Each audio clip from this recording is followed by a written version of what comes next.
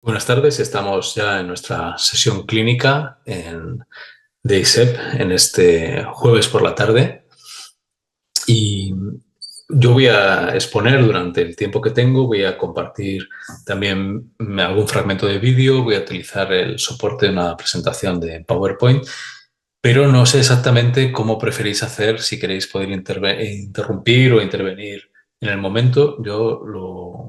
A mí me va bien, ¿de acuerdo? Entonces, lo que prefiráis. No sé si también desde la moderación, a lo mejor ahí tenéis algo que indicarme, pero esto es lo que tenemos. Bueno, voy a compartir pantalla.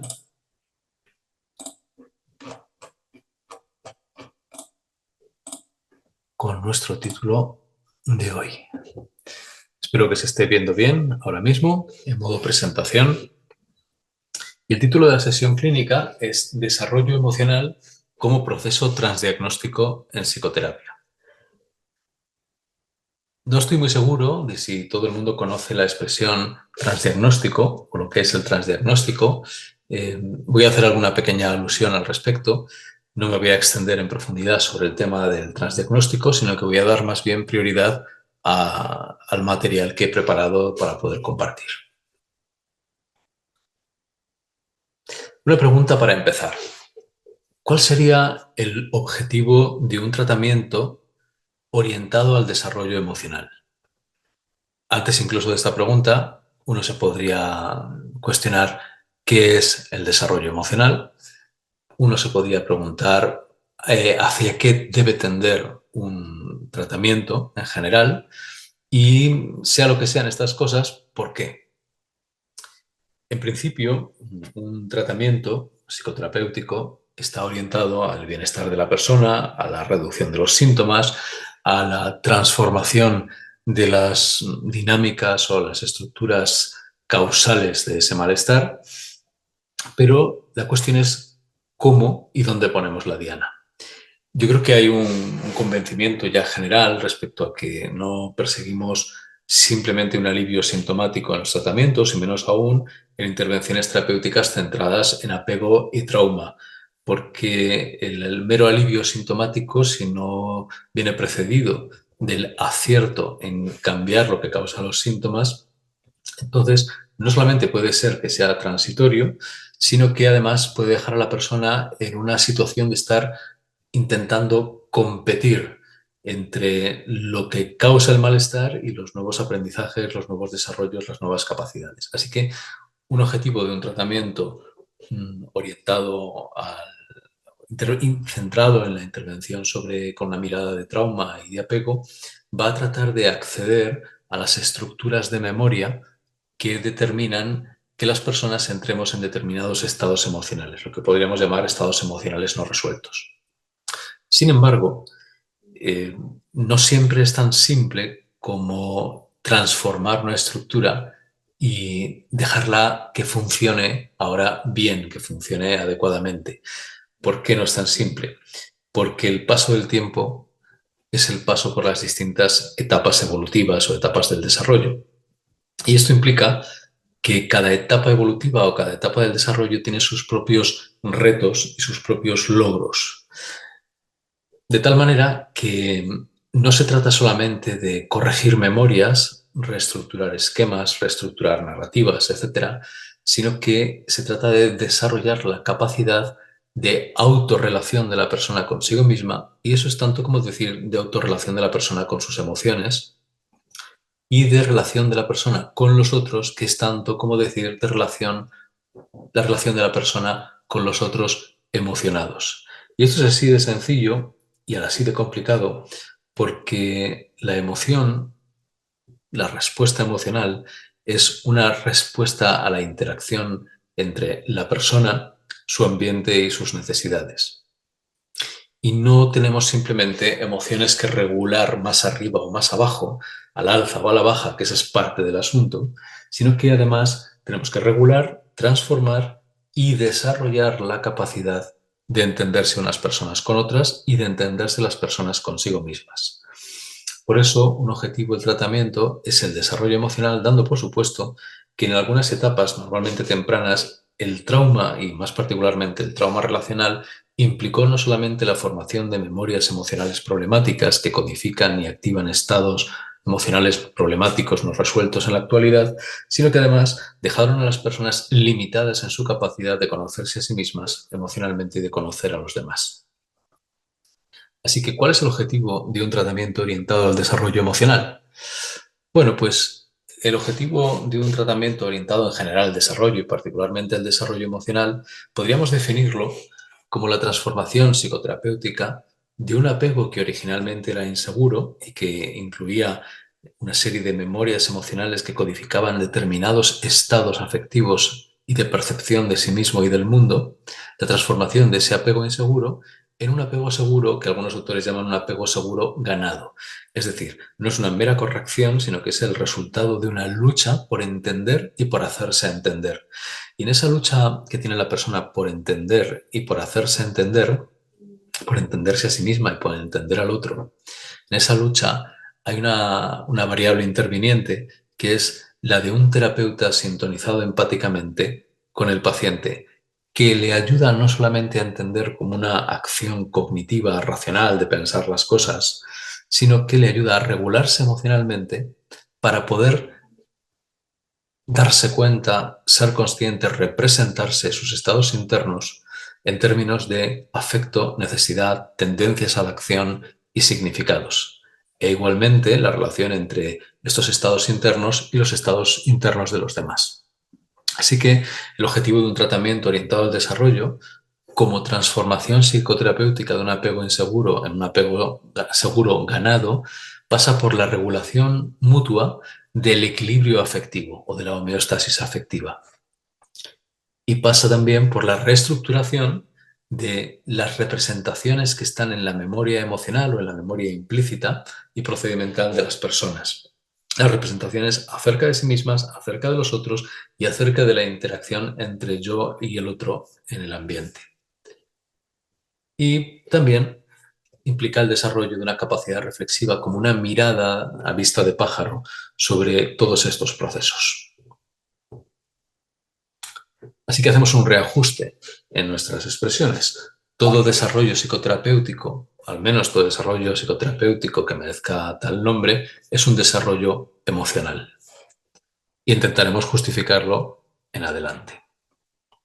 Me voy a basar en varios fragmentos del visionado de este vídeo de la colección de vídeos de demostración de psicoterapia de la APA, en el que Sandra Paidío, co-desarrolladora del modelo de trauma complejo en terapia focalizada en la emoción, hace una entrevista a una joven que se llama Audrey y vamos a ver algunos fragmentos y tendremos la oportunidad de comentarlos desde esta perspectiva de análisis. De momento solamente lo dejo como adelanto y voy a pasar a explicar algunas cosas que nos permitan después introducirnos en el vídeo.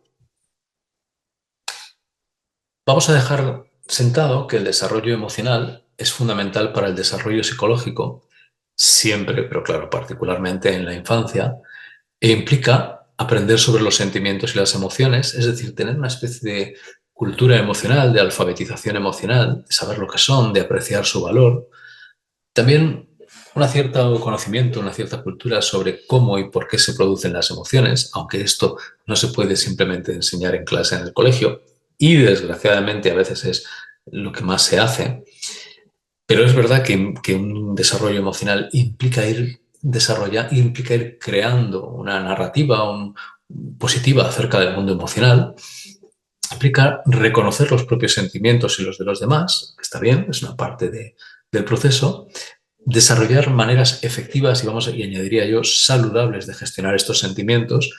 Y aquí tendríamos que decir que desarrollar maneras efectivas de gestionar los sentimientos supone no ahogarlos, no meterlos debajo de la alfombra, no negarlos, no rechazarlos, no evitarlos, tampoco afrontarlos de maneras racionalizadoras, sino desarrollar cierta capacidad de interacción con ellos, que es cierta capacidad de interacción con el mundo interno en la que nos vamos a extender más tarde. Porque eso da lugar a una forma de autoconsciencia que creo que se podría llamar autoconsciencia constante o autoconsciencia en proceso. Es decir, no solamente estamos en un estado más o menos mindful, que nos permite estar muy presentes a nosotros mismos en un modo de centramiento detenido, que nos permite estar atentos a todo lo que hay en nosotros, sino que es una autoconsciencia dinámica, que lo cual quiere decir que si en algún momento yo siento un sentimiento primario que me dice que alguien está violando mis límites o violentándolos, yo me puedo enfadar y expresar mi enfado. O que si he perdido algo a alguien, yo me puedo entristecer profundísimamente y puedo añorar y poner en palabras lo que eso era para mí o esa persona era para mí e incluso expresarse. Y por supuesto, este desarrollo emocional implica desarrollar la empatía. Bueno, pues en distintos grados, los pacientes que acuden a terapia y con historias de trauma no han podido completar este desarrollo emocional y se enfrentan a sus historias de vida y a la sintomatología que les trae a terapia, se enfrentan relativamente inermes. Cuando un paciente está mucho más conservado, mucho más sano, pues tiene muchos más de estos logros que implican desarrollo emocional y la terapia sencillamente es más fácil. Esto coincidiría con los perfiles que en términos de niveles evolutivos de organización de la personalidad llamaríamos convencionalmente personas en el rango de la neurosis. Mientras que cuando esto flaquea más, estaríamos más en el rango límite o incluso en el rango psicótico. Vamos a decir dos palabras sobre lo que sería un enfoque transdiagnóstico, porque mi intención en esta sesión clínica no era simplemente hablar de desarrollo emocional en psicoterapia, sino ubicar el desarrollo emocional como una variable transdiagnóstica.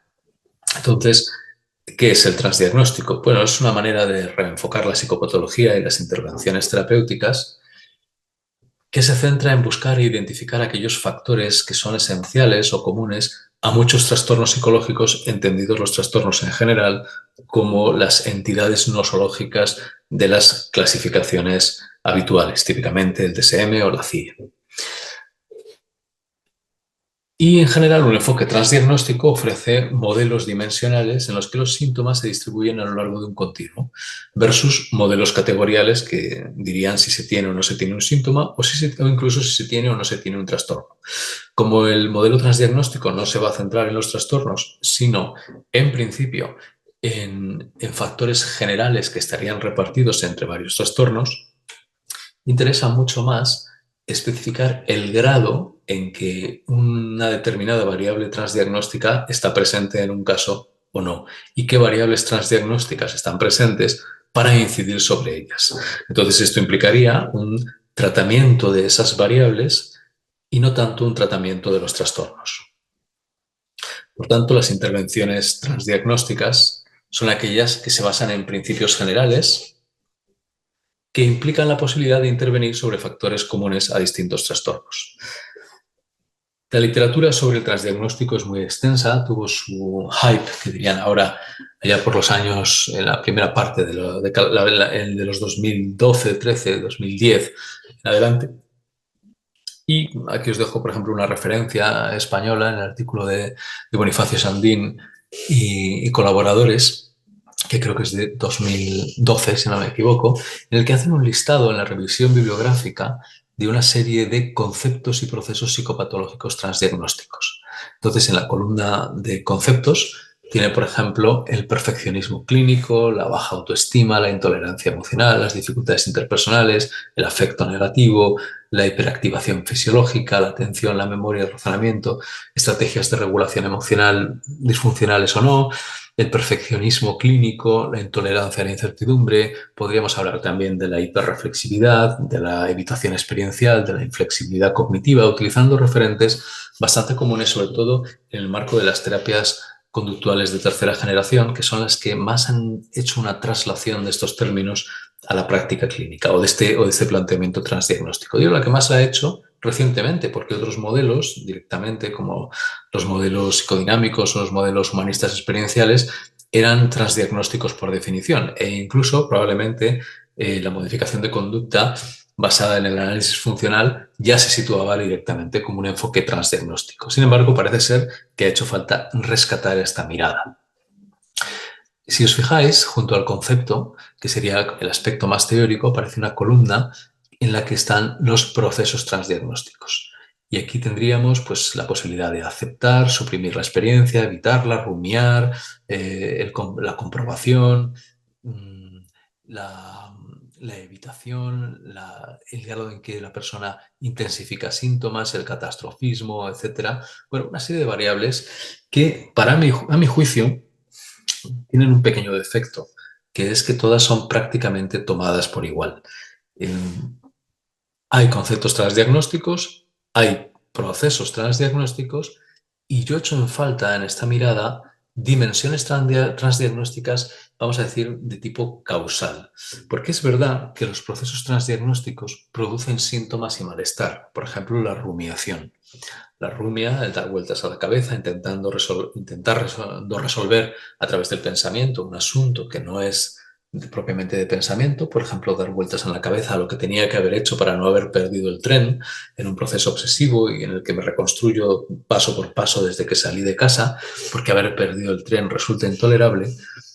Esa rumia es un intento de reparación de algo que hice mal, pero que me parece esencialmente secundaria a otros procesos anteriores que tendrían que ver, por ejemplo, con sentirme culpable. Y sentirme culpable masivamente no es algo que se produzca solo porque piense que soy culpable, sino porque se activa una estructura de memoria, por ejemplo, un esquema emocional o un esquema cognitivo, se activa una estructura de memoria que genera una sensación compleja de un yo defectuoso, un yo vergonzante, que después es compensada con un proceso transdiagnóstico de autocrítica, eres intolerable, que a su vez puede ser cuyo malestar secundario puede ser compensado con un proceso de rumia para intentar llegar a un punto en el que en mi mente, que no en la vida real, por fin cojo el tren sin perderlo y me siento menos culpable. Entonces, en esta búsqueda de algo más que procesos transdiagnósticos secundarios o terciarios, en esta búsqueda de dimensiones transdiagnósticas de base, la presencia de esquemas emocionales o de esquemas y estructuras de memoria que activan determinados estados problemáticos sería una dimensión transdiagnóstica causal, que podríamos identificar con el concepto, por ejemplo, de heridas emocionales, dicho en un sentido muy amplio. Estas heridas emocionales no solamente suponen la reproducción en el presente o la activación en el presente de determinados estados frente a los cuales la persona reacciona, sino que estas heridas emocionales implican estados crónicos de malestar y de disociación en cierto grado y de desconexión aparentemente del mundo, pero sobre todo de la emoción, porque la emoción es la puerta de entrada al mundo. La emoción activada es la reacción de mi organismo al ambiente en función de mis necesidades. Entonces, cuando esta separación del mundo emocional y este maltratamiento del mundo emocional se produce crónicamente o intensamente a lo largo del desarrollo, lo que no va a dar es a la oportunidad de un adecuado desarrollo emocional, que es el fruto de la interacción normalmente con un adulto centrado, amoroso y empático. Y esto nos lleva a tirar, a tomar prestado todo el análisis que desde la teoría de la regulación del afecto ha desarrollado fundamentalmente Alan Shore y otros autores como Daniel Hill, que nos llevan a preguntarnos qué representa el apego. ¿Qué representa el apego? Desde luego, más allá de lo que hoy en día recibe mucha crítica, que es el apego como colección, como horóscopo prácticamente, que es, pues yo tengo un apego inseguro, evitativo y con tal matiz. Eh, bueno, yo creo que ciertamente se puede caer en eso, pero la teoría del apego no es refutable desde el punto de vista de la psicología del desarrollo y de sus implicaciones para la psicopatología, sobre todo cuando entendemos el apego como la regulación diádica entre dos e interactiva de la emoción, fundamentalmente cuando uno de esos dos está más desregulado, que es lo que puede ocurrir más básicamente con un bebé que está aprendiendo a sentir y abrirse al mundo, y el otro, se supone, el otro par de la díada, se supone que está más regulado, más autoconsciente y más disponible para el cuidado y el amor. El apego como regulación diádica de la emoción también es lo que hacen dos adultos que tienen un vínculo sano entre sí, bueno, a ser posible, y no se refiere únicamente a la infancia, pero esta capacidad de apegarse funcionalmente en la adultez depende de haber podido hacerlo anteriormente en etapas tempranas. Y en ese sentido, ya podéis intuir que la psicoterapia tiene que ver con los desarrollos emocionales que se producen cuando pasamos de un apego en el que la díada está desregulada, en que la emoción en un elemento de la díada está desregulada, del apego en el que la emoción está desregulada y la persona tiene que hacer algo urgente para regularla, a un estado en el que la persona puede hacer algo para regularse que no sea tan urgente y desde luego que no sea destructivo.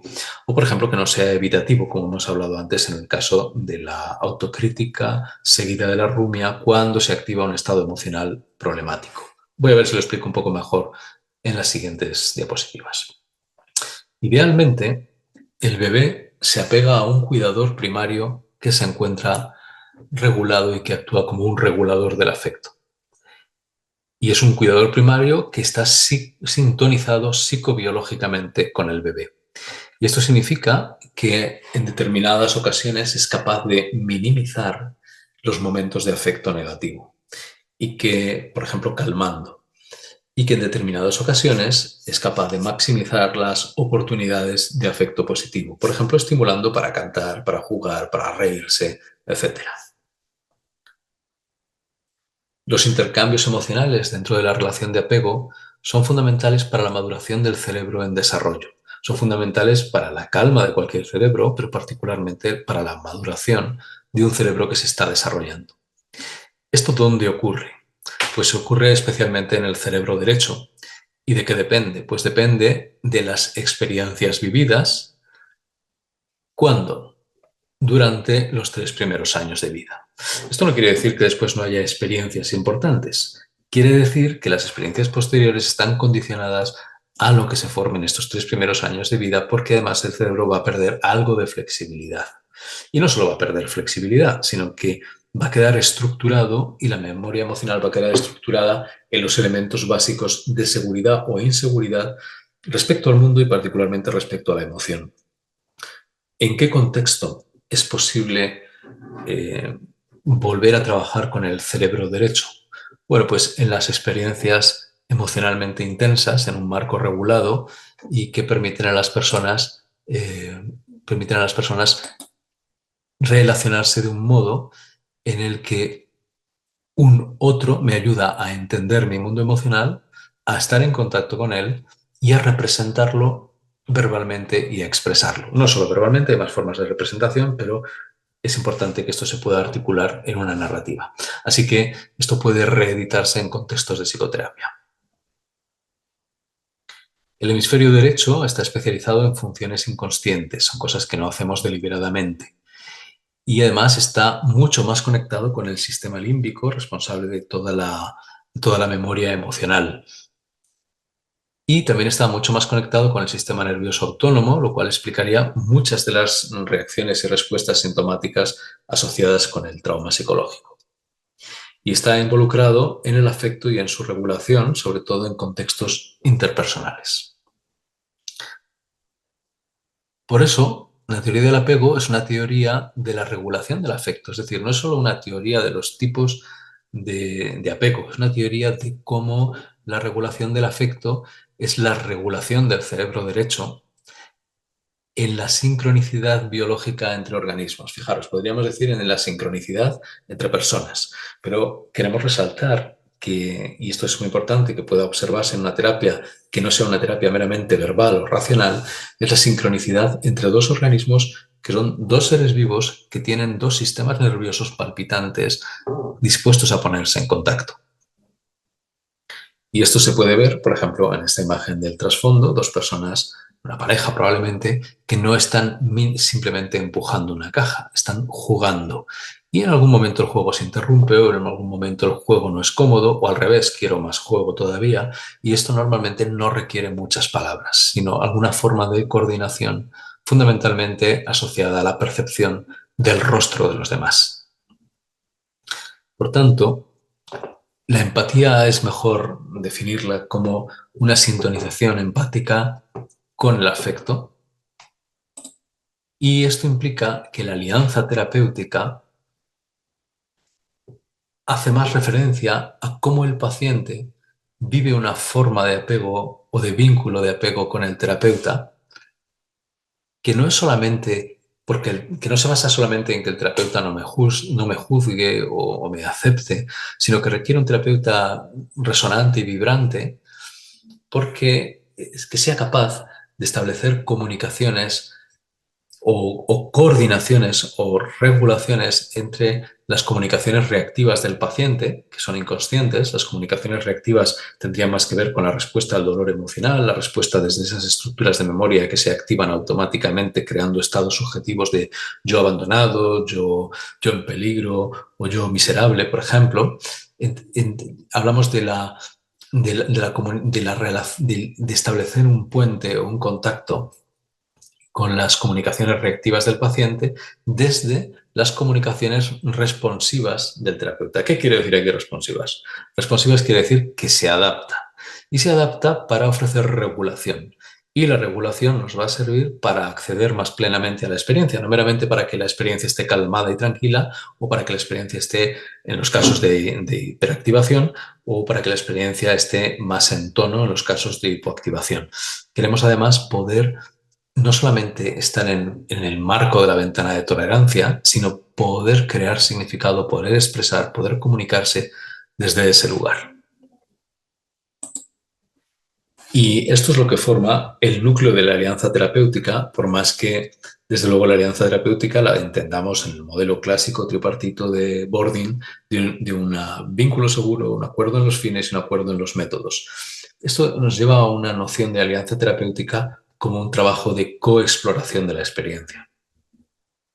Por tanto, la principal contribución de la teoría del apego a los modelos clínicos en general es la aclaración de qué mecanismos diádicos no conscientes están mediando en una alianza terapéutica positiva que permite a las personas explorar su experiencia e implicarse en ejercicios y prácticas vivenciales o en momentos relacionales de alta intensidad que transforman las memorias emocionales que están relacionadas con las heridas transdiagnósticas.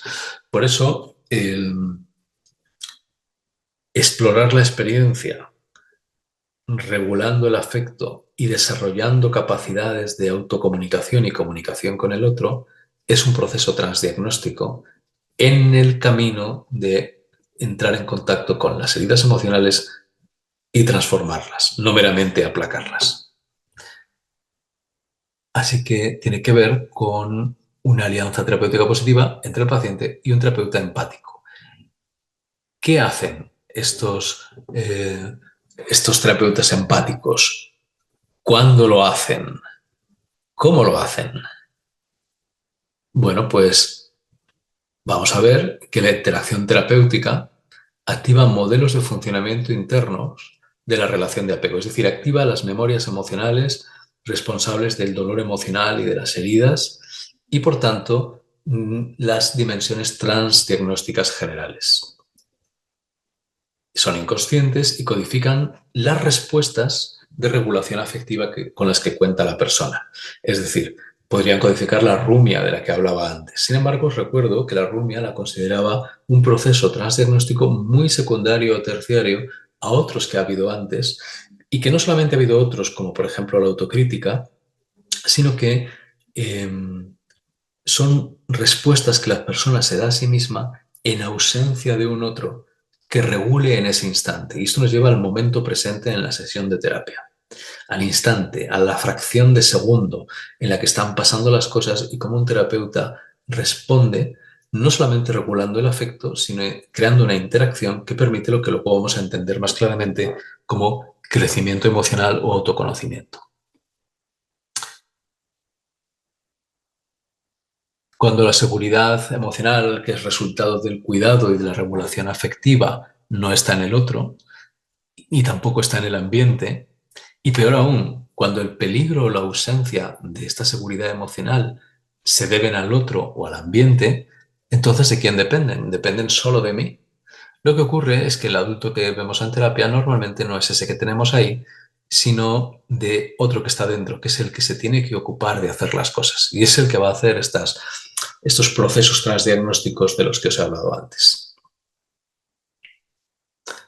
La clave va a estar más bien en la similitud de los mecanismos de interacción que se dan en la relación de apego entre un cuidador y su bebé y en la relación terapéutica entre un terapeuta y el paciente. Y esto implica el intercambio de emociones entre ambos y también el intercambio de emociones entre hemisferios. Es decir, tanto el cuidador y el bebé como el terapeuta y el paciente en realidad van a ser eficaces en la medida en que puedan comunicarse de hemisferio cerebral derecho a hemisferio cerebral izquierdo.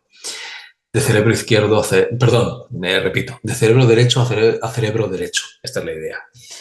Las características parentales de un cuidador intuitivo y psicobiológicamente sintonizado propias del desarrollo emocional que genera un niño seguro son análogas a las de un clínico, un terapeuta eficaz que tiene sintonizado su hemisferio cerebral derecho con el cerebro derecho del paciente. Y esto tiene una implicación directa sobre cómo manejamos las respuestas empáticas y no solamente las técnicas terapéuticas. Así que partimos de la tesis de que para que una alianza terapéutica se cree en este nivel, el terapeuta debe vivirse a sí mismo, a sí misma, en un estado de sintonía vitalizadora con el paciente. Es decir, no podemos tener terapeutas muermos, ni terapeutas mecánicos, ni terapeutas intelectualizadores, y tampoco terapeutas llorones simplemente. Los crescendos y decrescendos del estado afectivo del terapeuta, que estaría en la T, puesto ahí, deben ser parejos y en resonancia con los estados análogos del paciente, que, por otro lado, son inconscientes. Los nuestros pueden estar medianamente automatizados, pero no pueden ser inconscientes, tienen que ser deliberados. Así que los procesos empáticos entre la madre intuitiva y sintonizada y su bebé, que dan lugar a secuencias de sincronía afectiva, y también a procesos de interrupción o de error y de reparación entre la madre y el bebé, son completamente no verbales. Aunque se estén diciendo cosas, pero no están hablando de lo que pasa. Y la resonancia de la madre no se da tanto con los estados mentales cognitivos del bebé, sino con los estados mentales de tipo afectivo-corporales, con sus estados psicobiológicos.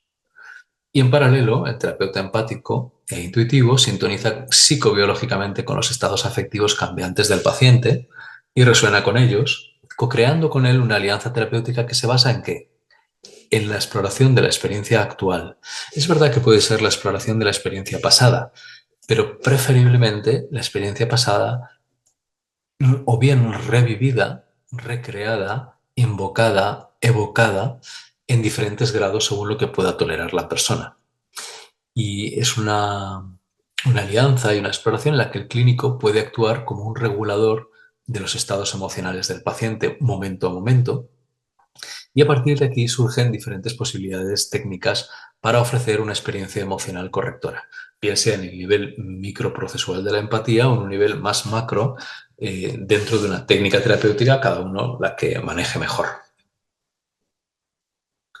Por tanto, el hemisferio cortical derecho es dominante para la percepción de los estados emocionales de los demás y lo hace mediante una serie de mecanismos situados en la zona posterior derecha que están involucrados en la percepción de expresiones no verbales que están integradas sobre todo en estímulos faciales, rostro, y estímulos prosódicos. De nuevo, esto nos lleva a que el desarrollo emocional en el marco terapéutico requiere un terapeuta que a veces sea tierno, a veces sea firme, a veces sea estimulante de la exploración, a veces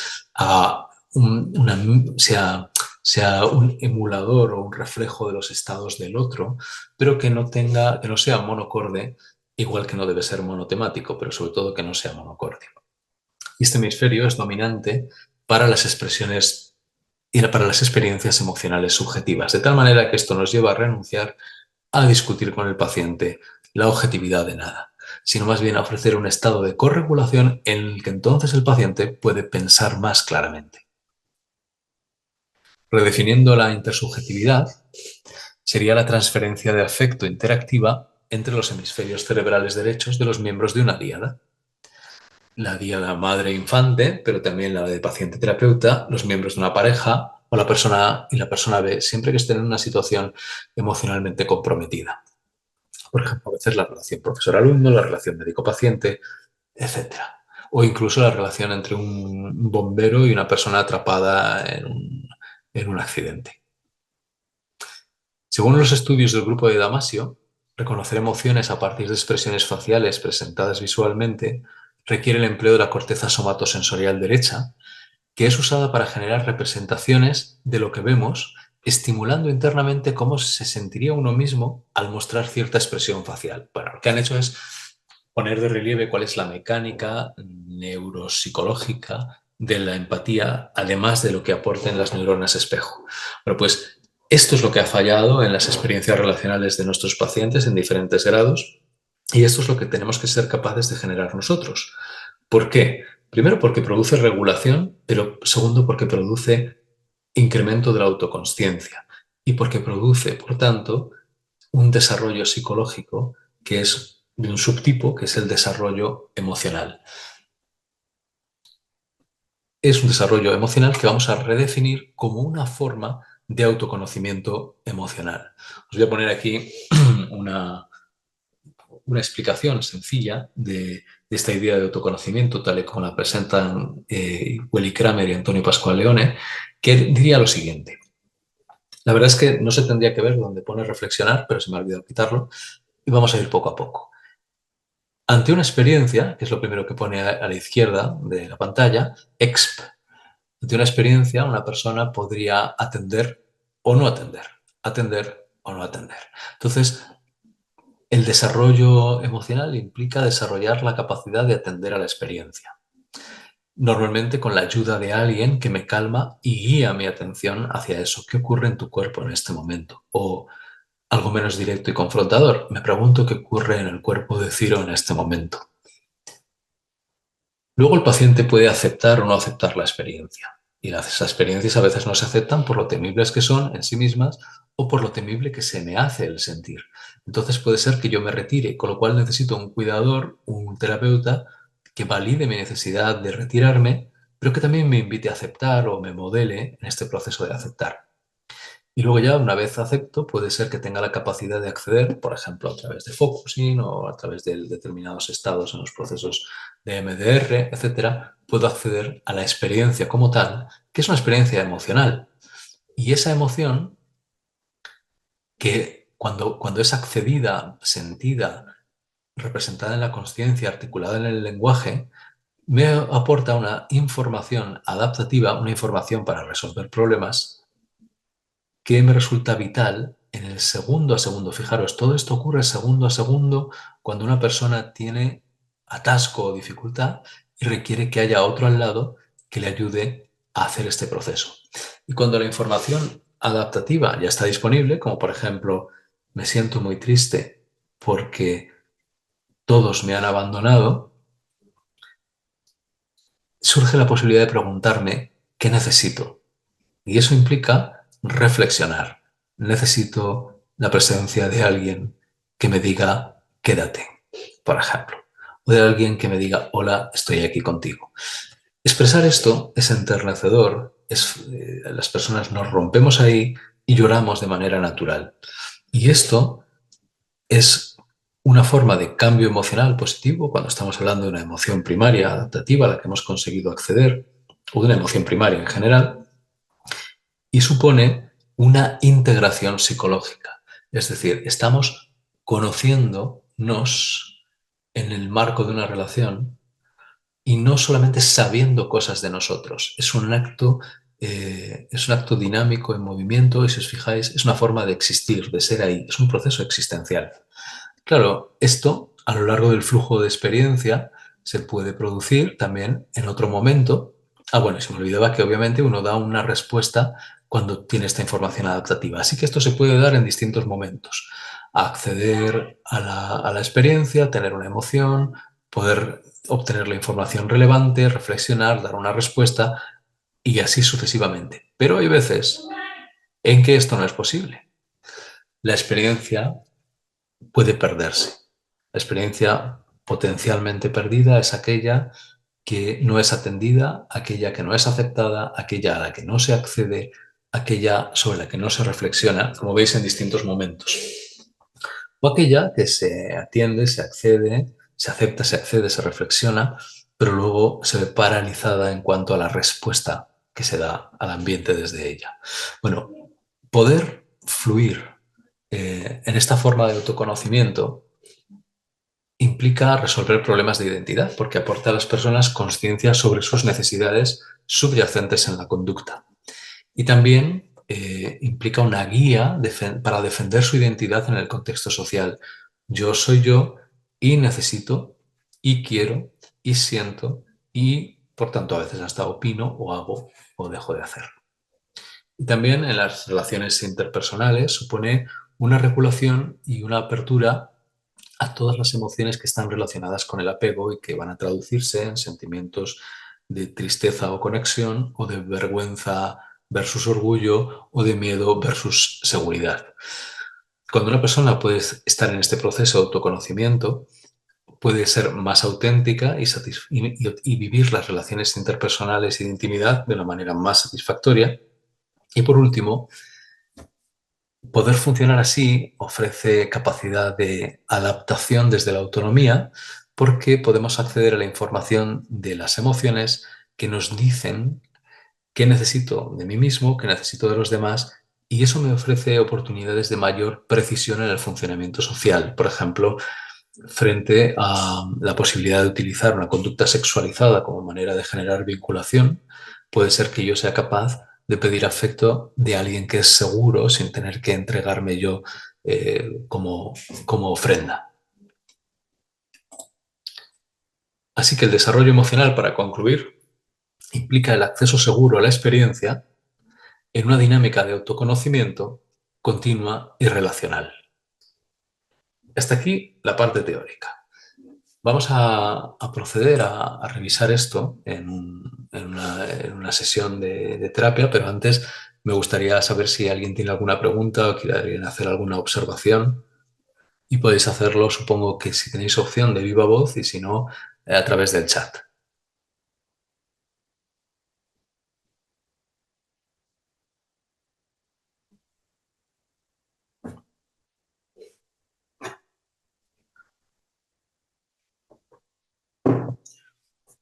La verdad es que el título podría haber sido el desarrollo emocional como cosa muy importante, pero he preferido situarlo dentro del marco transdiagnóstico para reivindicarlo como una de las dimensiones terapéuticas que es necesario abordar y que los terapeutas formados en apego y trauma deben ser capaces de entender y revisar en la dinámica de sus casos y sobre todo en su capacidad de resonancia afectiva con el otro. Segundo a segundo, a ser posible.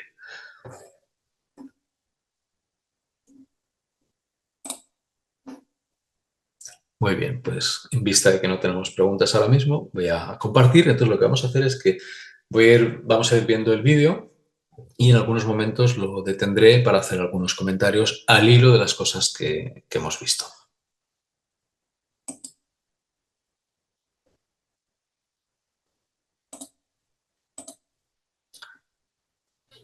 Bueno, estos vídeos de demostración, voy a asegurarme de que se comparte el sonido. Yo creo que no va a haber problemas, compartir sonido. Estos vídeos de demostración de la APA tienen su lado bueno y su lado malo. El lado bueno es que podemos ver ejecuciones reales. El lado no tan bueno es que suelen ser de un formato de una sesión, de 3 sesiones, algunos de 5 sesiones, en los que los terapeutas que están demostrando su enfoque, pues a veces se tienen que dar un poco de prisa para que pueda hacerse visible. Y en cierto sentido puede perder algo de naturalidad en algún momento o alguien le puede dar la sensación de que la sesión va muy deprisa, pero es un asunto de las circunstancias. Vamos a ver qué pasa aquí. Audrey es la persona que tenéis en vuestra pantalla a la izquierda y Sandra Paivio, la terapeuta, y vamos a ver qué hacen. Hi, Adriana. Hello. So I'm delighted to see you here. I'm really glad you were willing to participate in this. You said you haven't had any therapy before ever, so this is going to be a brand new learning experience for you. Oh, thank you for having me. Oh, Yes, it's definitely out of my comfort zone. Okay, well, hopefully you will feel comfortable within the next few minutes. So I'll just give you a little bit of information about what this is all about. Lo que voy a hacer ahora es, después de haber hecho un poquito de conexión sobre asuntos sociales básicos que pueden situarnos en un nivel básico, en un nivel elemental de cercanía, ahora va a darle, y que podría ser hecha más bien en una dinámica que combina comunicación hemisferio izquierdo con un poquito de derecho, ahora le va a dar información del izquierdo al izquierdo, pero esto es un elemento contractual. So this type of therapy is designed to help people come to terms with experiences of childhood abuse, neglect, whether it's sexual, physical, emotional, or neglect. And the way we do it is help people get in touch with the feelings associated with those experiences. So lots of painful feelings and memories of childhood, and it's not easy to do that, but there's lots of evidence to suggest that that is the way to heal from those experiences. So does that make sense to you? Mm-hmm. Claro, esta pregunta de si tiene sentido para ti, fijaros que no es simplemente estás de acuerdo, aceptas este modo de trabajar, sino que aquí ya la terapeuta va buscando otra manera de estar en contacto con el paciente que, aún partiendo de la información contractual para una alianza justa, le invita a una interacción que es consigo misma, de la paciente consigo misma, para ver si eso tiene sentido para ella. Si tiene algún tipo de lógica interna y por tanto la derivada es que le parezca bien. Aún así, no estamos seguros de que aunque la paciente diga que sí, eso sea un sí, porque no estamos seguros de cómo es la capacidad que tiene la paciente de conocerse a sí misma. Es decir, de hacer ese ciclo que os decía antes de acceso a la experiencia, atención, simbolización, reflexión, etc. Yes. How so? Can you tell me how you resonate with that in terms of feeling?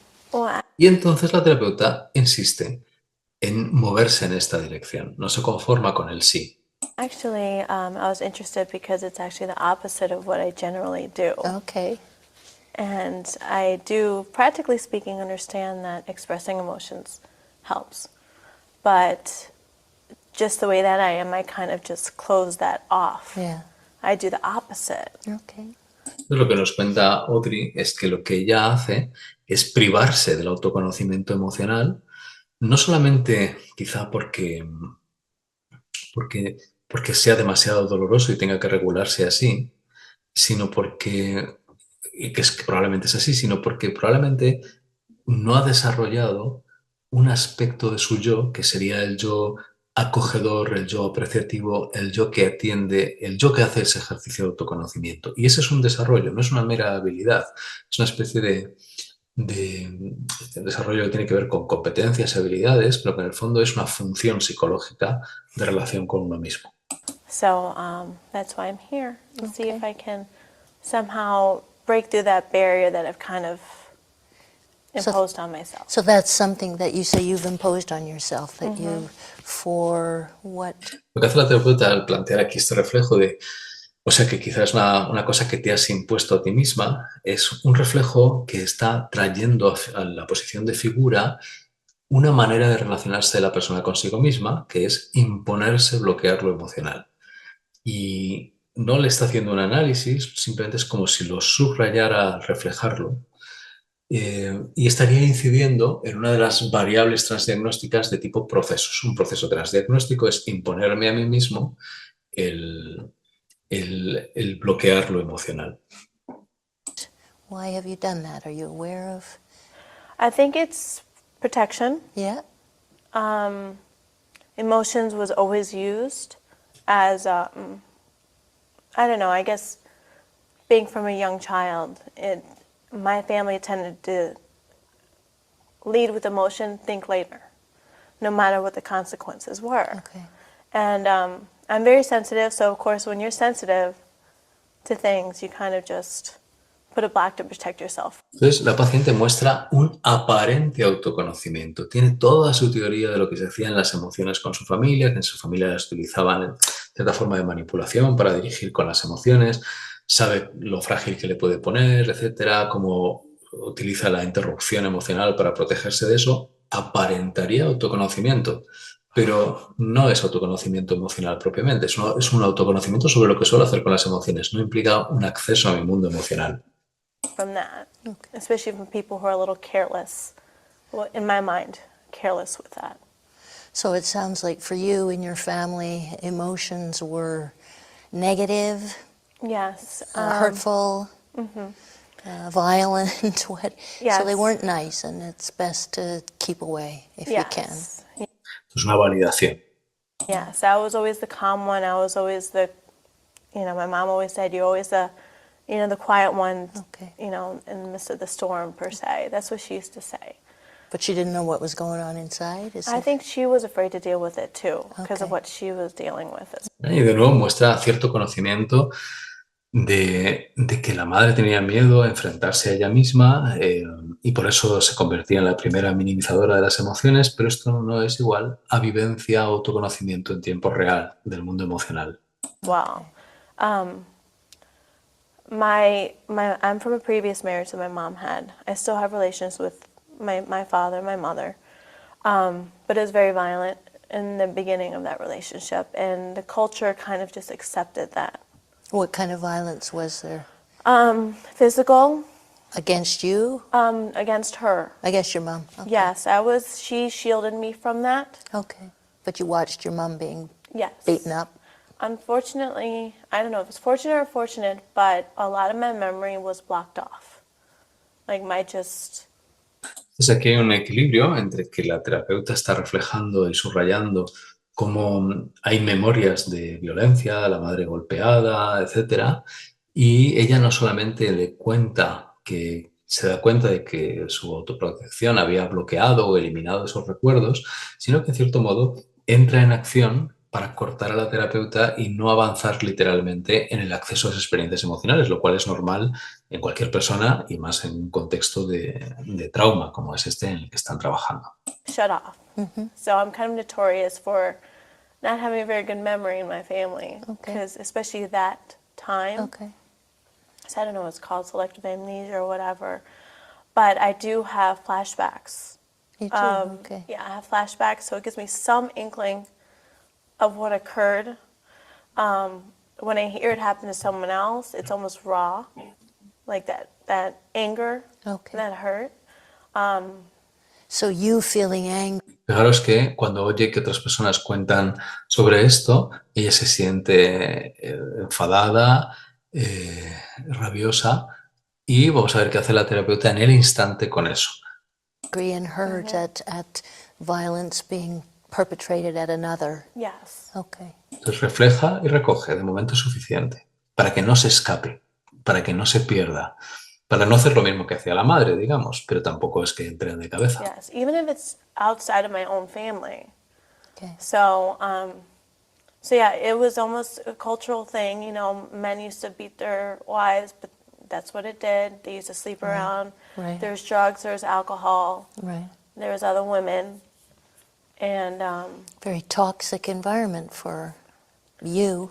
yeah, for a little one. Yeah. And, Y lo que introduce aquí en el reflejo de la terapeuta es una pequeña adición. Ha descrito ella un ambiente de violencia, de maltrato a la mujer, etcétera, de alcohol, mal uso, etcétera. Y ella dice un ambiente muy tóxico para ti. La palabra tóxico hace referencia a que algo de fuera entra dentro de mí y me hace daño. Entonces no se limita a decir ajá, sino que refleja cómo había una interacción entre ese ambiente y la persona. La idea es ir creando un foco en la experiencia interna. I used to say it's a machismo. Machismo es un concepto y probablemente es súper relevante y súper importante, pero en este momento, en la experiencia terapéutica, no es si eso era machismo simplemente, sino cuál era mi sentimiento reactivo frente a las conductas de ese machismo. That was it was just a machismo. That was just the way it was. Yeah. And so that's why my mom left the relationship, was she didn't want that for me. So she left, she divorced my father at 4 or 5. And she was able to protect me from that, I think, in that I was never physically abused or anything like that. But with the divorce, that's when the emotional stuff happened with my father. So just saying very nasty things This is your father saying things to to you. me. Yeah. So what kind of things would he say? Y aquí, como estamos en una sesión que tenemos que hacerlo todo el tratamiento en una, pues ¿no? De momento la terapeuta dice, ¿qué tipo de cosas te decía tu padre? Fijaros que, ¿para qué sirve decir qué tipo de cosas te decía? Para estimular la memoria emocional. El ir a lo concreto, en el pasar del concepto de insultos o me decía de cosas hirientes o desagradables, a poder empezar a estimular las estructuras de memoria que van a tener que ser atendidas en ese proceso de autoconocimiento emocional, que va a dar lugar a alguna forma de crecimiento o de desarrollo emocional como capacidad de autorregulación, autoconsciencia, autoexpresión y relación con el mundo desde mis sentimientos más primarios. About wouldn't it be wonderful if he would just kill my family? Oh, And boy. one time he did try to run over my mom with me in the car. Wow. So it was just, you know, those kind of things that, and So really threatening you with fear. yes. Y entonces lo que hace ahora la terapeuta es tomar un poquito de distancia hacia afuera desde la escena en la que le llevaban el coche a toda velocidad y persiguiendo a la madre, etcétera, y toma un poquito de distancia en una conceptualización sobre la experiencia emocional. Entramos, ese sería un momento de reflexión. Entonces te intimidaba realmente con el miedo. No pierde la tonalidad afectiva en lo que dice, no adopta una especie de tono analítico mecánico, pero sí que se pasa un momento a un instante de conceptualización para darle algo de margen a la paciente. Y a la vez ir integrando narrativamente esas experiencias en un relato. Very Yeah. much. Terrifying you. Yeah. Yeah. And he knew, you know, I don't know what he was. La paciente sigue todavía en un modo externo, narrativo, de lo que pasó, quizá con alguna incursión en el modo interno en que aparecen los sentimientos, pero no los está sintiendo, ¿veis? Entonces la terapeuta está llevando el tono hacia abajo, normalmente. Doing, but I would come home and from my visits and just be sick and vomit and I wouldn't talk at all and stuff like that. So You were traumatized, it sounds like. yeah, very- I don't remember, so I figured that's what That's a happened. part of trauma. So often there's Yeah. memory gaps. Yeah, that's the way. Esto sería un momento psicoeducativo para poder generar un suelo sobre el que trabajar después. Si estabas traumatizada, lo que suele pasar con las memorias, etcétera. People cope is shut these things out. Yeah, and my parents tried. My mom married Y además es validador de su intento de autoprotección. a wonderful man who's my dad now. Raised me since I was 4. But the way that he dealt with it was just by ignoring it and trying to, what he likes to say, brainwash, to try to forget those. Pues fijaros, este otro personaje que entra en su vida, la nueva pareja del padre, un modelo de hombre diferente, más positivo, más saludable, intentaba obviar todo lo malo que había pasado y le hacía esa especie de lavado de cerebro para, dicho entre comillas, ¿no? para potenciar lo bueno. Sin embargo, ella lo que está diciendo es, todo eso estaba en mí y yo necesitaba hacer algo con esas memorias. Pero, de algún modo, sistemáticamente la interacción diádica no era una interacción de, por lo menos no era de daño, pero no era de validación emocional, de profundización y de sostén emocional y de ayuda a la simbolización y la articulación narrativa de esa experiencia traumática. I see. Memories, like, don't think about it, didn't happen. Okay. You're here, you're safe. That kind of thing. Probablemente ese padre, a su vez, más allá de sus habilidades, podríamos entender, ese padre adoptivo, podríamos entender que también no solamente no ofrecía una interacción en la zona de desarrollo próximo responsiva en el manejo de la experiencia emocional dolorosa, sino que es posible que su enfriamiento de lo emocional, el intento de que la niña olvide, sea también una forma que él tiene de tratar las emociones y las memorias que el trauma de la hija evoca en él. No lo sabemos seguro, no lo podemos saber, pero no simplemente es la fobia a lo emocional porque no sé qué hacer con ello, sino que es posible que se esté activando el trauma del adulto a través del trauma de este niño, de esta niña. So it was very two extremes. It was too much and then nothing, Okay. kind of a thing. Okay. So it sounds like you've still got a lot of those memories buried up inside of you, and they intrude at moments. And I'm getting married this year, okay. and all those feelings are coming back because now I'm getting married and Entonces ahora se enfrenta a una situación que es que se va a casar y toda esta memoria traumática está viniendo a ella por su propia cuenta. Dice, "No, voy a estar casada, voy a ser yo la que está en relación con un hombre en soledad". which said if I have a decent relationship with my father now. Y se da la circunstancia que tiene una buena relación con aquel padre maltratador de la infancia y vamos a ver qué es lo que le ocurre. But all those feelings are coming back because, the whole marriage, who's going to walk you down the aisle? Who are you going to do this? Who deserves this? The tit for tat. So what kind of feelings thing. can you tell me are you going through? Your Just a lot of anger. Entonces la terapeuta le pregunta por los sentimientos concretos, más allá de lo conceptual. Vamos a ver qué tal lo hace, qué tal capacidad de autoconocimiento presenta Audrey en estos momentos. Dice, ahora mucha indignación. anger. Okay. Because people don't understand why I'm making the decisions I'm making. Okay. In regards, I'm going away for my wedding. I'm not having a big thing. I'm walking myself down the aisle. Okay. And people just like, well, he's your father. That's his right. Or I'm your mom. I should do this. And they feel entitled. And So you're angry that they don't get it. Why you're Entonces parece ser que hay un afecto reactivo a que todo el mundo está opinando sobre lo que ella hace y entonces la terapeuta le ayuda a clarificar la emoción. Estás enfadada, rabiosa con que ellos no entiendan por qué estás tomando estas decisiones.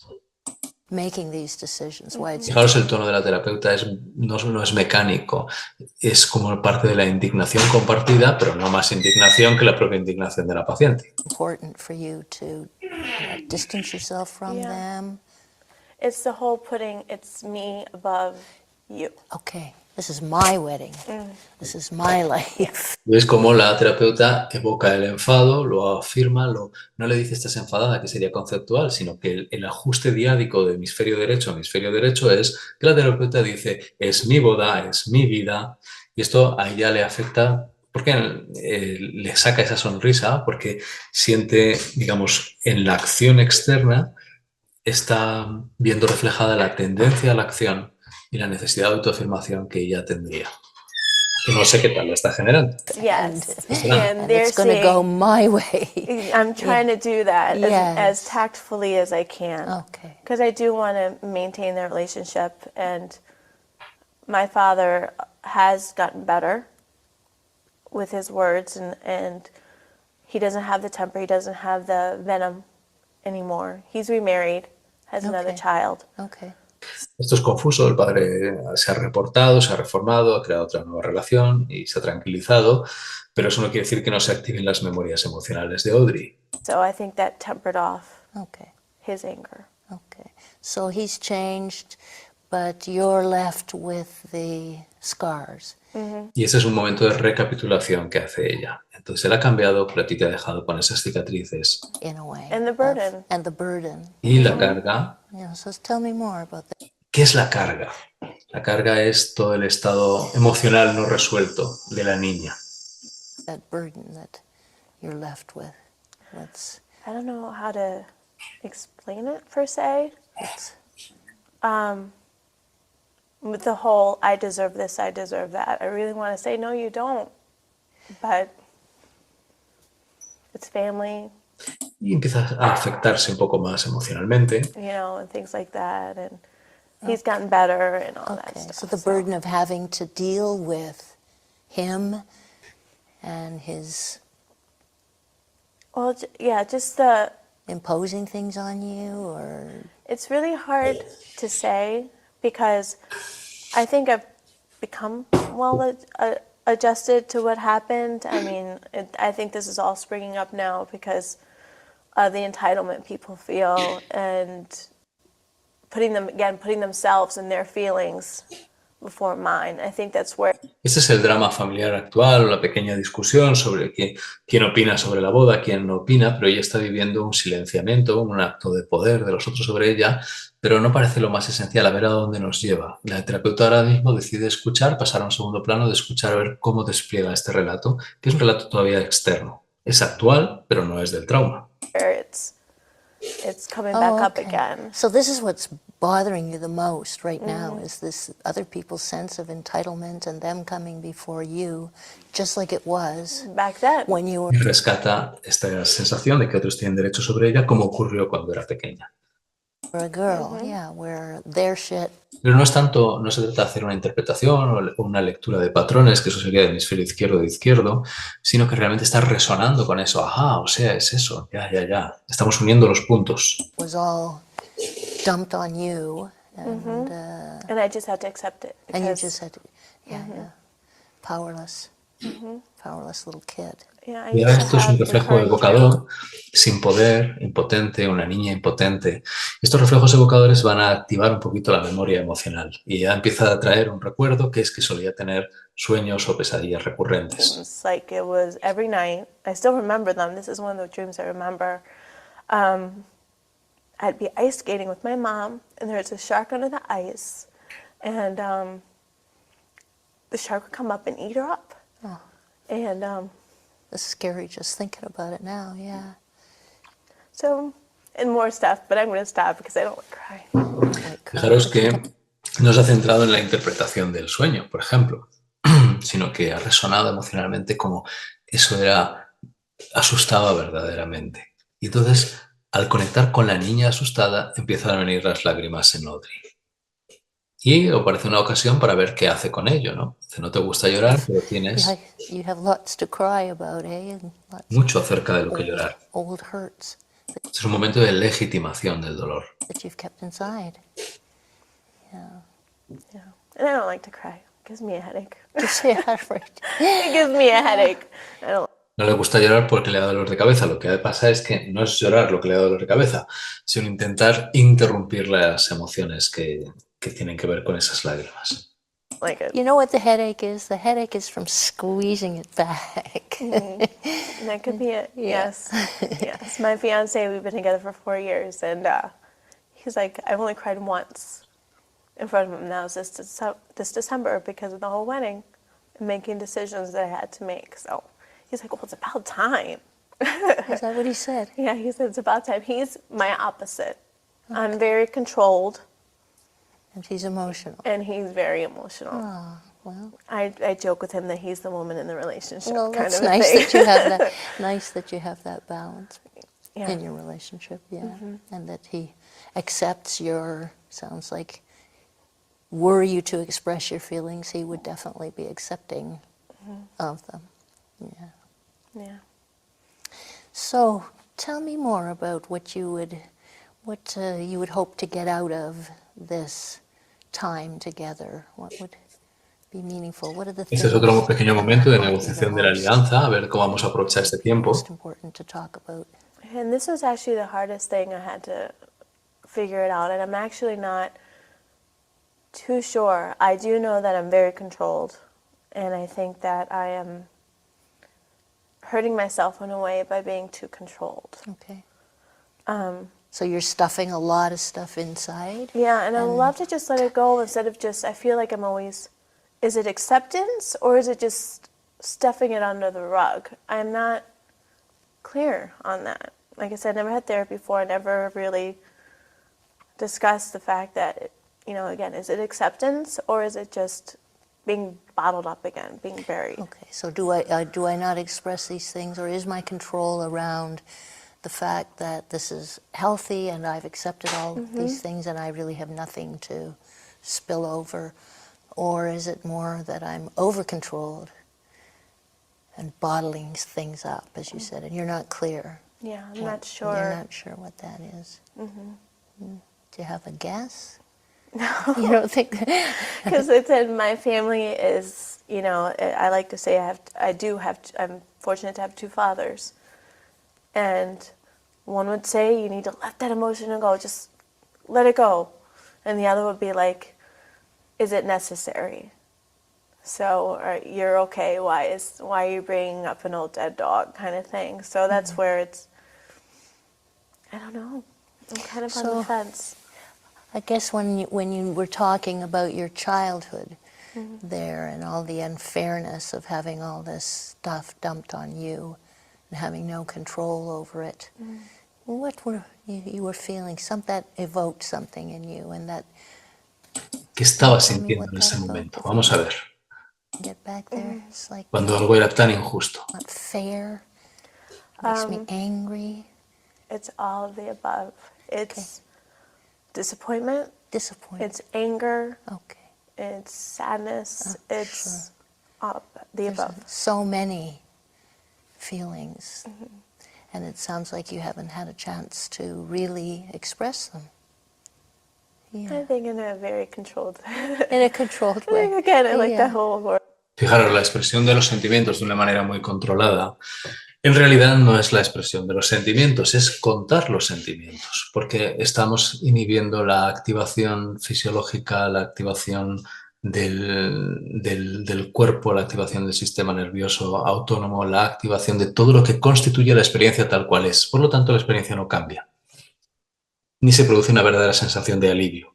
Control kind of thing. But Yeah. yeah, and I guess a very unbiased setting, I think. I think that's what I haven't had. Everyone's Sure, pretty, sure. you know, human nature. Yeah, sure. So you haven't had the opportunity to express in a kind of a safe and unbiased way, yeah. So of those feelings, what's the most important to you at this No se puede trabajar con varios sentimientos a la vez, así que le invito a seleccionar uno. moment when you think about your childhood and think of an event, a particular event that Yeah, I don't know. Stands out in your when I memory. picture myself as a young girl, it's obviously a separate person from who I am now. It's Yeah. almost like just a little girl in a dungeon. Like it's just in a dungeon. Y aparece una metáfora, Let's- esto es una buena señal, de ver a la niña como la niña en un calabozo, en una mazmorra. Y la terapeuta le invita a imaginarla triste, la empieza a evocar. a very sad image. Y ella se toca el ojo, no sé si lo habéis visto, ahí está la lágrima pidiendo salir. A little girl in a dungeon. there's worse. There are worse, but Yeah. but it's still not a way you want your little girl to be raised and to experience life from a dungeon. Can you speak from what it was like for you?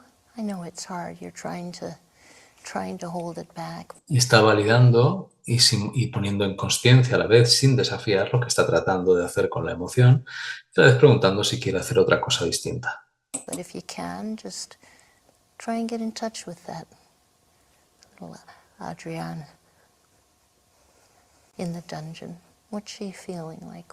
What does she need? Feeling lonely, I don't know, helpless. You said it before. helpless. Yeah. Feeling totally helpless, just shut out and helpless and alone. Yeah, sorry, I don't like crying. I know, it's hard to cry. These are hard things to remember, very hard things to remember for anyone. Yeah. So how are you finding yourself trying to control it? How do you Volvemos aquí al presente a contactar con la persona, con lo que está haciendo a la vez, que está frenando el autoconocimiento. Entonces, estos momentos de intentar darse cuenta de lo que estoy haciendo en lugar de simplemente hacerlo, aparte de evitar el acting o el acting interno o a veces el acting en la relación, estos son momentos que permiten un desarrollo emocional, porque la persona puede conocer lo que siente y lo que hace con lo que siente. control these? Just by Just En un marco de seguridad y conexión, claro. And with the whole control thing, I don't know. It just like you're good, you're fine, it's all right. You're good, okay, you're good, you're fine. It's not important, or don't go there. But it is important. Okay? This is who you are, part of who you are. Eso es parte de quién eres.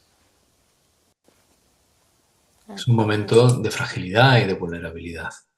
Entonces, para poder dar un paso más hay que poder detenerse ahí. You're sad thinking about it. It's okay. You can let yourself cry.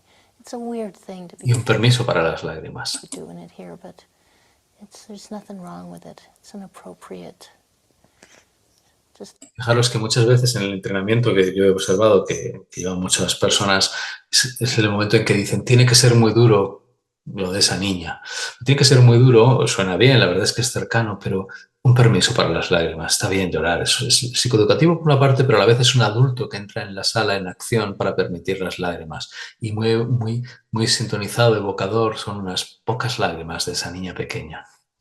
Ese tono de voz, esa es la prosodia que os decía antes, están acompañando a la niña. A lot of tears for that little girl. Yeah, she just missed out on a lot. Crappy. Very, very crappy. I know. It's I had to hold it together. You got to hold it together.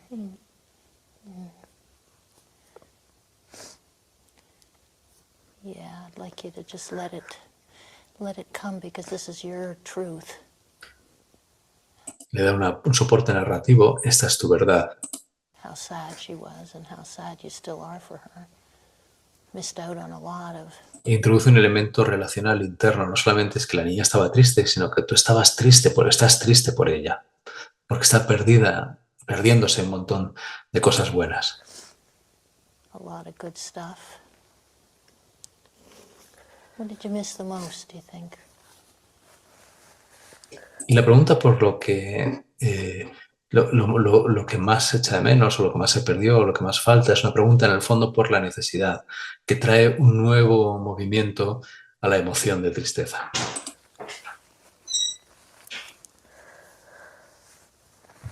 I think, those happy childhood memories that people talk about. You missed out on that. Los recuerdos emocionales felices de la infancia de los que la gente habla. Yeah, children are supposed to be happy and carefree and have all kinds of happy memories. That's really, you got gypped. Yeah, but my mom and dad, they tried.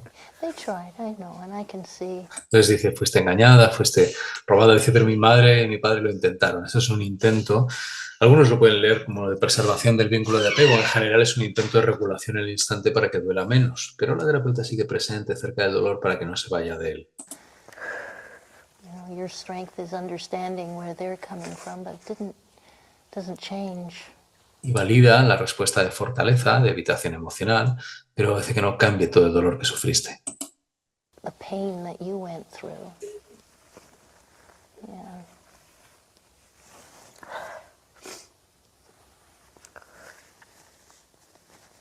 It's important. Yeah. Precious. Don't want to put boogers in my eyes. Un momento de humor para descansar un poco y recuperar capacidad. I'm just angry that they don't feel responsible for it. Es un proceso transdiagnóstico de autoculparse, autocriticarse, sentirse responsable de ello, pero que en realidad está intentando aliviar el dolor emocional del abandono y del abuso sufridos. Well, how unfair. Yeah, I'm like, you did that. You did that to me. Yeah, now I feel responsible for it. Yeah. It's kind of like, first off, oh, you're my daughter. Why wouldn't I do that? Doesn't get it. You're like, no. Doesn't get it. And even to this day. And then I asked Mom, why didn't we ever talk about it? And she So that's the way it goes in the family, just. And you never Hay un momento más cerebral ahora mismo de recapitulación sobre cómo funciona la familia get to en relación con las emociones. say your truth or So if what would you say to your dad? Y ahora está creando una oportunidad de poner a su padre enfrente y decirle lo que le querría decir de verdad. Y esto va a suponer, por tanto, experimentar una nueva emoción que es, por un lado, el enfado por la protesta, pero que probablemente le lleve al miedo, a contar las experiencias de miedo, en ese proceso continuo que os decía antes de atender a la experiencia, simbolizarla, expresarla, articularla y ponerla como bisagra en la relación con el otro. Bueno, no me entretengo más en el vídeo porque ahora vendrían todavía más trozos de terapia, pero sí que me gustaría simplemente subrayar en qué modo creo que ha contribuido pues, a su crecimiento, a su desarrollo emocional. Fijaros que recapitulando, eh, lo que se estaban implicando es en ganar una experiencia de apego seguro a través de la regulación mutua del afecto. La paciente estimulaba la ternura de la terapeuta y la terapeuta estimulaba el dolor de la paciente y las diferentes emociones.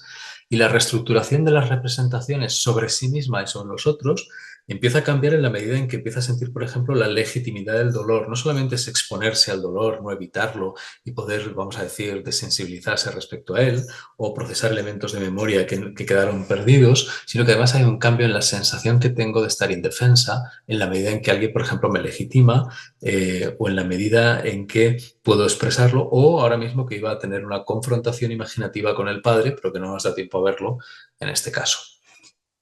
Y también hay un continuo desarrollo de la capacidad reflexiva, porque no es relevante la capacidad reflexiva cuando es reflexionar sobre conceptos. Cuando es reflexionar sobre la experiencia activada, entonces sí que es relevante.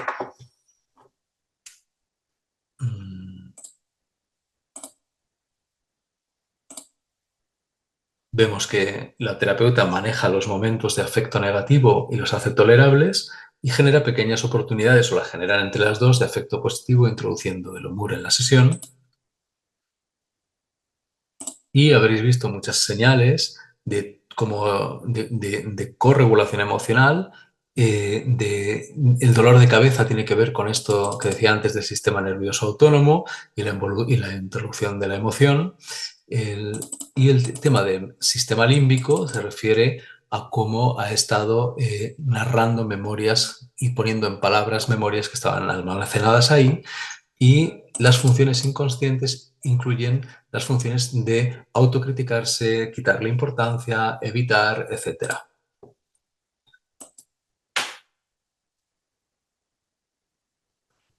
Y me voy a ir al final, porque va de esto, va de esta sincronicidad que os he tratado de mostrar, y va de momentos de intersubjetividad en la que ha habido esta transferencia de afecto entre hemisferios. La terapeuta ha estado todo el rato utilizando su propia mente y su propio cuerpo para reproducir los estados de ella, y resumimos con que ha habido momentos de atender, aceptar, acceder a la experiencia, sentir la emoción, obtener la información adaptativa, como lo que yo necesitaba, por ejemplo, de mi madre y no tenía, o próximamente lo que saldría en la conversación con el padre, los momentos de reflexión o recapitulación y respuesta, que sobre todo se van a dar, por ejemplo, en este caso, en el trabajo con la silla vacía con el padre, que no nos da tiempo a ver, y cómo la terapeuta se ha esforzado en que no haya experiencias perdidas, deteniéndose segundo a segundo en aquello que estaba ocurriendo en el presente. Bueno, así que Audrey probablemente se ha desarrollado emocionalmente al tener un acceso seguro a la experiencia y poder autoconocerse segundo a segundo, momento a momento, que no es solamente saber cosas de sí misma, sino poder procesarlas y ubicarlas en una interacción con el otro, bien sea el otro real, actual, o bien sea el otro imaginado y revivido en la memoria. Y hasta aquí es lo que tendría para decir, y estoy a vuestra disposición, que quedan 2 minutos, no sé si alguien quiere aportar algo, comentar, y creo que estaríamos sobre el tiempo previsto de las 8:30.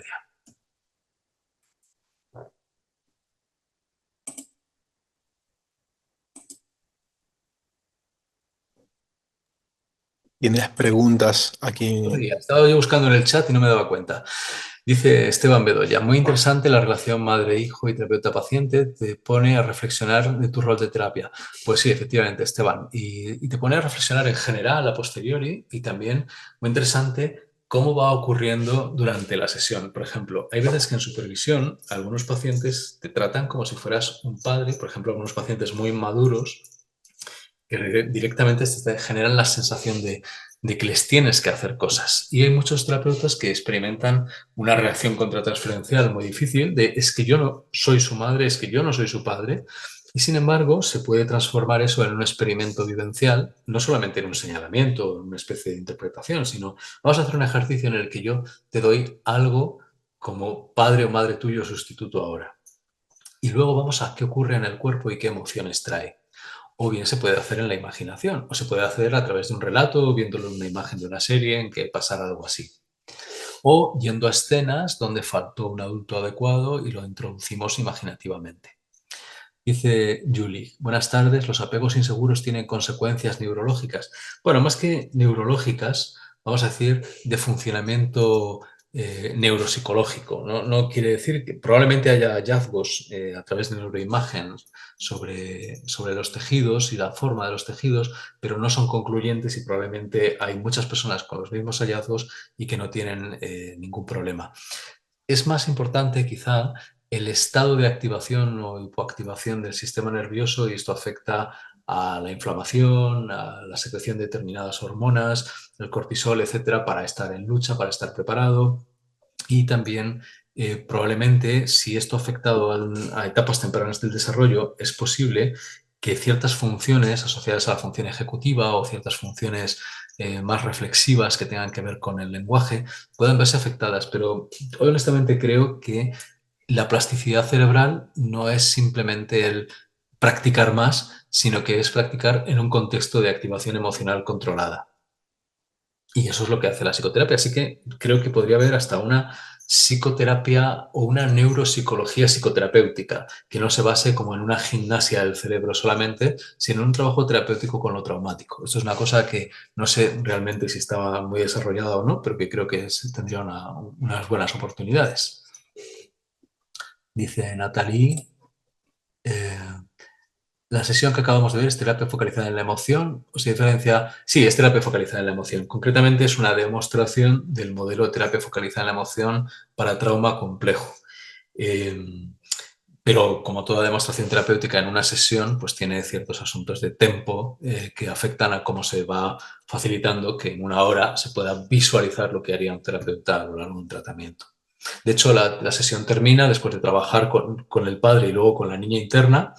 La sesión termina con que Audrey se plantea la posibilidad de continuar esto en una terapia fuera de este marco de demostración de la APA. Y le hace una especie de formulación de caso para cómo poder continuarlo.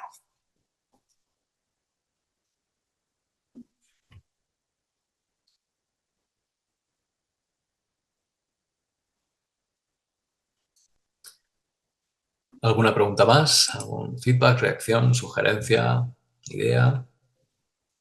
Creo que hay algo más. ¿Sería necesario acompañarla con terapia cognitivo-conductual? Pues la respuesta yo diría que no, pero no sé a qué te refieres, Julie. No sé si te refieres a Audrey o a esta intervención neuropsicológica psicoterapéutica que decíamos antes.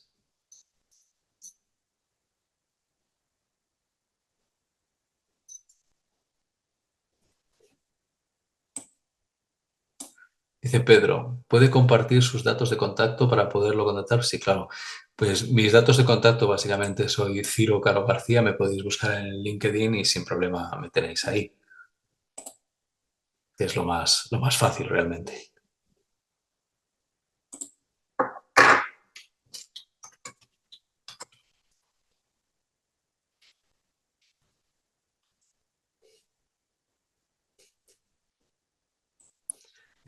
A la chica con el trauma, entiendo que vívido, para una reestructuración cognitiva. Julie, yo te preguntaría, ¿qué querrías reestructurar en ese momento, en esa reestructuración cognitiva? Porque digamos que directamente asumes que hay que hacer una reestructuración cognitiva. En principio, cualquier modelo terapéutico que sepamos, aunque tenemos opciones de integrar y ser integradores, en principio cualquiera de los modelos que integramos tiene validez y capacidad suficiente para producir los cambios terapéuticos que queremos. Entonces, fíjate que normalmente en una reestructuración cognitiva damos por supuesto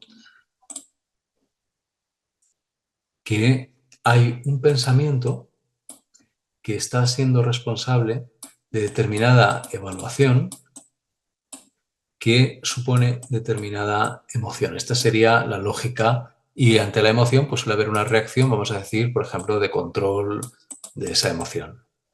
Entonces, la reestructuración cognitiva llevaría a decir, a poner en cuestión este pensamiento. ¿Es este pensamiento suficientemente realista? ¿Es suficientemente adaptativo? ¿No sería mejor tener otro que produjera otra evaluación, que produjera otra emoción y que por tanto no hiciera necesario esto? Entonces vamos a suponer que Audrey tiene, no sé exactamente, el pensamiento de que fue culpa suya, ¿vale? Entonces fue culpa mía, en realidad sería poner el pensamiento aquí. Ella, cuando, vamos a decir, vamos a aceptar que piensa que se siente culpable, se va a sentir, aquí vamos a colocar la emoción culpa y querríamos cambiar este pensamiento que lo tendríamos que trasladar aquí, pero si te fijas es un proceso transdiagnóstico de autocrítica. Entonces, desde una visión alternativa, este pensamiento que habría que cambiar más adaptativo, en realidad forma parte de una experiencia más compleja que no incluye solo un pensamiento. Vamos a ver que podría incluir, vamos a decir, yo creo que hay una emoción que es realmente soledad, que es el resultado no de que no haya habido gente alrededor, sino que no ha habido gente sintonizada emocionalmente desde su hemisferio cerebral derecho a mi hemisferio cerebral derecho en mi infancia, además de un contexto bastante horroroso de miedo, ¿vale? Que eso lo empeora. Entonces, esta soledad podemos acceder a ella en términos de memoria, en términos somáticos del cuerpo, podemos acceder a la soledad en términos de mis necesidades, de contacto, conexión, validación, y en términos de pensamientos que surgen de ella. Estoy sola, nada va a llegar, no va a haber nadie para mí, etc. El pensamiento que hemos visto en el caso no ha sido ese, no ha sido el de no va a haber nadie para mí, el pensamiento que hemos visto es este, el de la autocrítica. Así que muchas veces cuando las personas están empezando a sentir una emoción que coge volumen, la emoción luego va a decaer, ¿vale?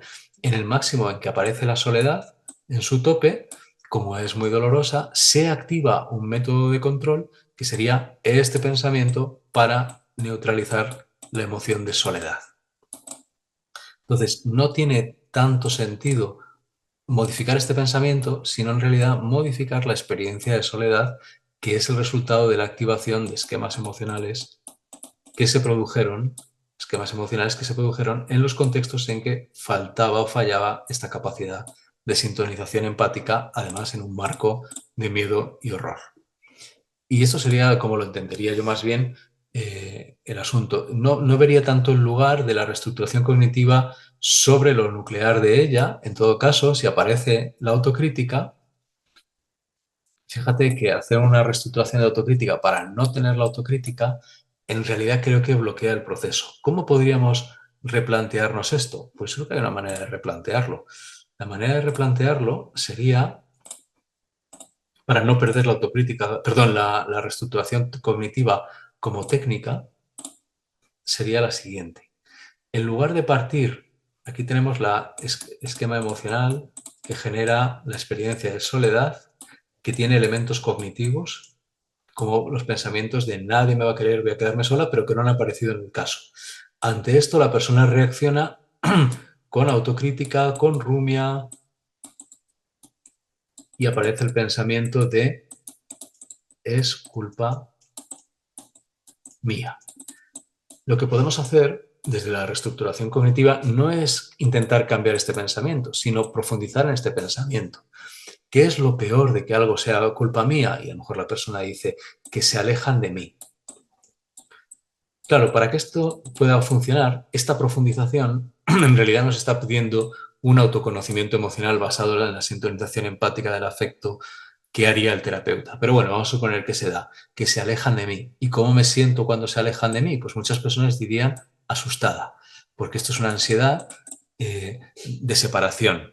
Ya, y aparte de asustada, además de estar yo asustada y temblando, voy a ponerme aquí temblando, ¿en qué estado me quedo? ¿Qué es lo peor de que se alejen de mí? Ah, que me quedo sola. Este es el asunto nuclear que tenemos aquí, ¿vale? Y que va a cambiar fundamentalmente cuando la persona acceda al sentimiento, lo articule en la consciencia, exprese sus necesidades, por ejemplo, en el contexto de una silla en la que aquí está el padre o la madre negadora de las emociones, aquí está Audrey y aquí está su progenitor, y se comuniquen y vivan, porque esto es lo que va a activar el hemisferio cerebral derecho y las estructuras del sistema límbico conectadas con él. Mientras que si hacemos la reestructuración solamente sobre es culpa mía, intentando ofrecer algún pensamiento alternativo, estaríamos trabajando básicamente con el hemisferio cerebral izquierdo. Pero podemos recuperar la técnica de reestructuración cognitiva en un proceso de profundización emocional hasta que llegamos a algo más como estoy sola. Pero estoy sola es la parte cognitiva de la experiencia esta. Pero aún así podríamos utilizarlo. En lugar de buscar un pensamiento adaptativo racionalmente, mejor que el de estoy sola, lo que vamos a ver es que cuando sale de la experiencia, de la necesidad de me siento sola y necesito tu apoyo, papá, y aquí el padre a lo mejor diga, pues no te lo puedo dar porque yo era un bruto, estaba alcoholizado y hasta que no rehice la relación no pude con otra persona, no pude dar cariño a los hijos, pero tú te lo merecías. Entonces la persona llora o se enfada de rabia, pero modifica la sensación interna que tiene de sí misma como alguien que va a estar sola, ya no estoy solo porque estoy teniendo la experiencia de comunicación y además no necesito recurrir a la autocrítica porque hay un reconocimiento en este lado. Bueno, esto es explicado ultra velocidad. Julie, simplemente porque no quería que se perdiera tu conocimiento de la técnica de reestructuración cognitiva, ¿vale? Dice Manuel, muchas gracias, me tengo que ir. Muy interesante, Manuel, encantado de saludarte.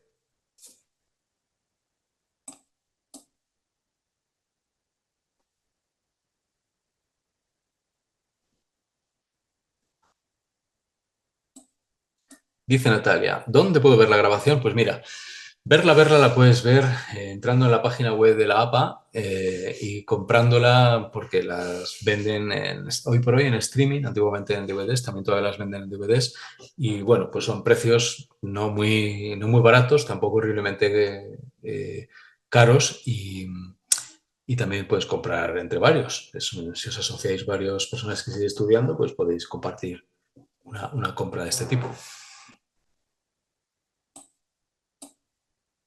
La grabación de esta clase propiamente, pues esto ya no lo sé directo. Estará en YouTube disponible. En YouTube disponible, nos dice Miguel, Sí, a partir de mañana. a partir de mañana. Pero bueno, Natalia, mira, me alegro de tener la confusión con lo que preguntabas, porque muchas veces la gente pregunta esto y bueno, pues es una manera también de recordar que hay recursos ahí, normalmente no en español, pero bueno, pues con un poco de esfuerzo se pueden trabajar.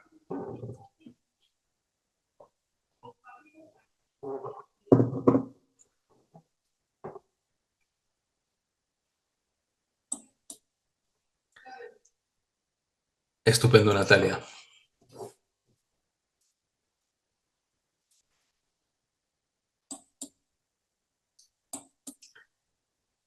Emma, me alegro. Si quieres matizar algo de lo que te haya resultado más interesante, fenomenal. Si no, así está estupendo también. Si no tiene más preguntas, si quieres, cerramos Ciro. Pues perfectamente. Si no hay más preguntas, espera que parece que entra algo más, no sé. Muchas gracias, muy interesante. Se retira Julie, encantado.